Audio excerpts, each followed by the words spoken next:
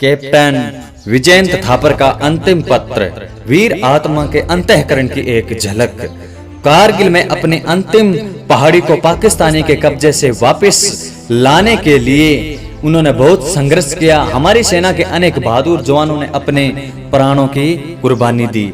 बहादुर captain Vijayant Thapar द्वारा लिखा गया अंतिम पत्र हमें इस बात का अवसर प्रदान करता है कि हम उस बहादुर आत्मा के अंतःकरण में झांक सके तथा उसकी भावनाओं, एहसासों तथा लगावों को समझ सके।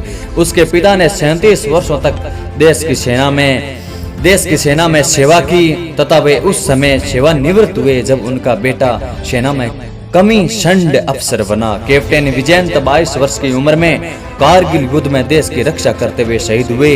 तोलोलिंग की पहाड़ी पर सफलतापूर्वक कब्जा करने के बाद उन्होंने अपनी माता से विशेष टेलीफोन पर बात करते हुए गर्व से कहा था, माँ, हमने तोलोलिंग पर कब्जा कर लिया है। बाद में उनकी टीम को 3 पिंपलस, द नोल तथा लोहन पहाड़ी क्षेत्रों पर कब्जा करने का कार्य सौंपा गया। ये आक्रमण विजयंत की पलटन को पूर्णिमा की रात में एक संकरे पहाड़ी क्षेत्रों से रास्ते से आगे बढ़ते हुए करना था, जहां छिपने के लिए कोई साधन भी नहीं था। दुश्मन की तरफ से बंदूकों और तोपों द्वारा लगातार गहन और सीधी गोलीबारी की जा रही थी। उनके कुछ प्रिय साथी इस अभियान में मारे भी गए थे तथा कुछ अन्य घायल भी हुए थे, जिसके कारण ये आक्रमण बाधित हो गया। परंतु अपनी अजय भावना तथा नोल पर कब्जा करने की जबरदस्त ख्वाहिश के बल पर उन्होंने बाकी बचे साथियों को इकट्ठा किया तथा एक कंदरा के मार्ग से आगे बढ़ते हुए उन्होंने दुश्मन से मुकाबला किया। यह आक्रमण रात को 8 बजे धमाकेदार बौछार के साथ प्रारंभ हुआ, जबकि 120 बंदूकों से गोलियों की बौछार हो रही थी तथा आकाश में रॉकेट आग उगल रहे थे। भारतीय तथा पाकिस्तानी दोनों सेनाओं के बीच द्वारा दागे जा रहे गोलों से पूरा क्षेत्र घिर गया और बीच बीच में घातक मशीन गन से भी फायर हो रहे थे। कैप्टन विजयंत थापर की टीम आक्रमण का नेतृत्व कर रही थी। अपनी कंपनी कमांडर मेजर पी आचार्य की मौत की खबर सुनकर कैप्टन विजयंत गुस्से में आग बबूला हो गई।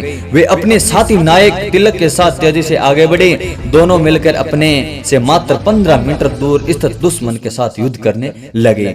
दुश्मन की 2 मशीनें गनों द्वारा उनकी ओर फायरिंग की जा रही थी। लगभग 1.5 घंटे तक गोलियां और गालियों के गहन आदान प्रदान के बाद कैप्टन विजयंत ने निर्णय लिया कि अब दुश्मन को समाप्त करना है।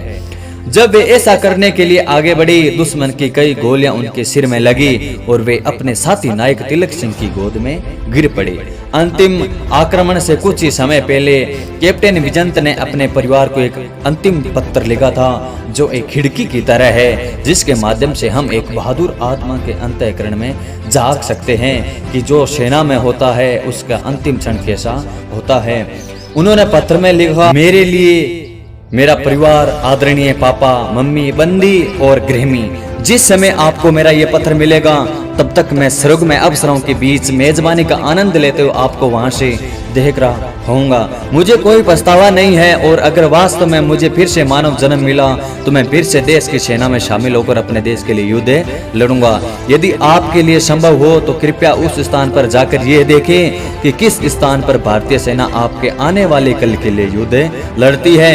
जहां तक इस यूनिट का प्रश्न है, नए आने वाले लोगों को इसके बलिदान के संबंध में बताया जाना चाहिए। मुझे आशा है कि मेरा चित्र ए कंपनी मंदिर में करणी माता के पास रखा जाएगा।